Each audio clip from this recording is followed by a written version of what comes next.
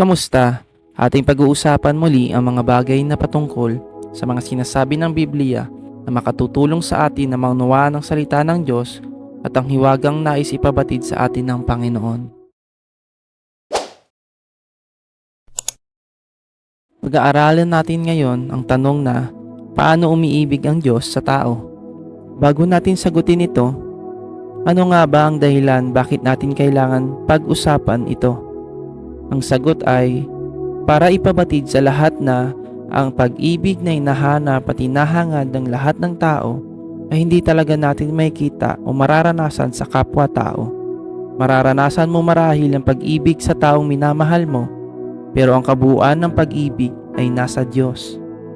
Madalas, mararanasan ng isang taong nagmamahal sa kapwa-tao ang pagsigawan siya, bastusin siya, kagalitan siya, masaktan siya sadya man ito o hindi, maiwan siya o kaya naman maparamdam na hindi siya mahal ng kanyang minamahal.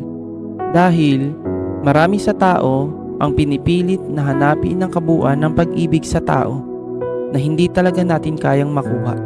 Dahil ang kalubusan ng pag-ibig ay matatagpuan lamang sa Diyos. Ngunit ano nga ba ang pagkakaiba ng pag-ibig ng Diyos sa pag-ibig ng tao? At paano nga ba umibig ang Diyos sa tao? Ayon sa Biblia, ang pag-ibig ng Diyos ay hindi tulad ng sa tao. Dahil ang salitang pag-ibig para sa Diyos ay binubuo ng mga salitang mababanggit.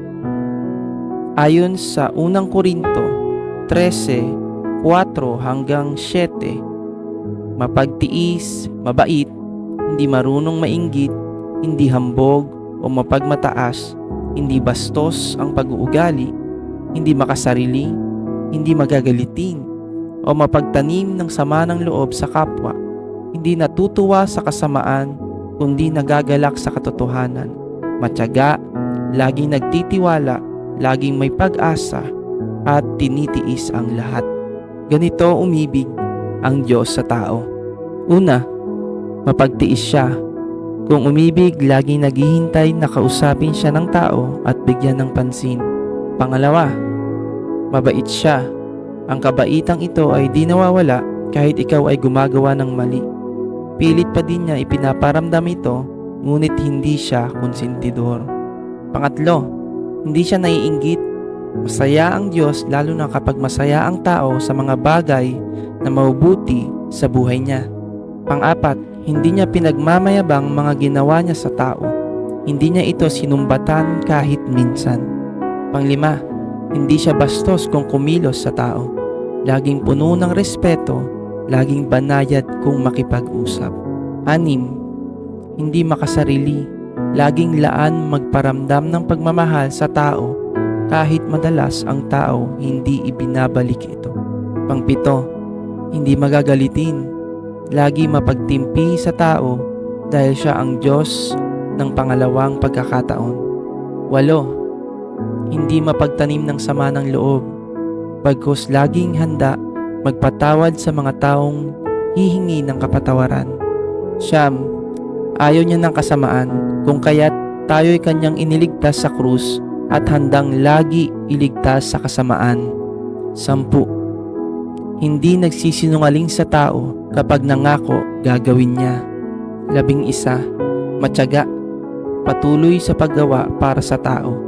Patuloy na pinapasikat ang araw sa mabuti at masama at siya'y di napapagod.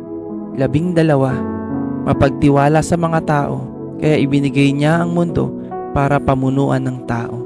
13, hindi nawawalan ng pag-asa sa mga tao, na minsan mamahalin din siya tulad ng pagmamahal niya bilang Diyos. 14, mapagtiis, tinitiis ang lahat, bagamat madalas nasasaktan siya ng mga tao. Ganito umibig ang Diyos sa tao. Ang tao, kung umibig, ay ilan lang ang kayang ipakita sa mga nabanggit. Ngunit ang pag-ibig ng Diyos na ito ay patuloy niyang ipinaparanas sa mga tao sa anumang pagkakataon na kinakailangan ng tao. Ganito ka-espesyal ang pag-ibig ng Diyos na hindi natin kayang maranasan sa pag-ibig sa kapwa-tao.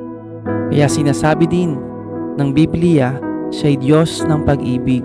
Sa lahat ng umiibig sa mundo, siya na ang pinaka sa lahat ng iyon dahil walang kayang umibig ng katulad niya at sa kanya lang natin mararanasan ang kalubusan ng pag-ibig sa mismong nagmamahal sa atin ng lubos at ito ang Diyos.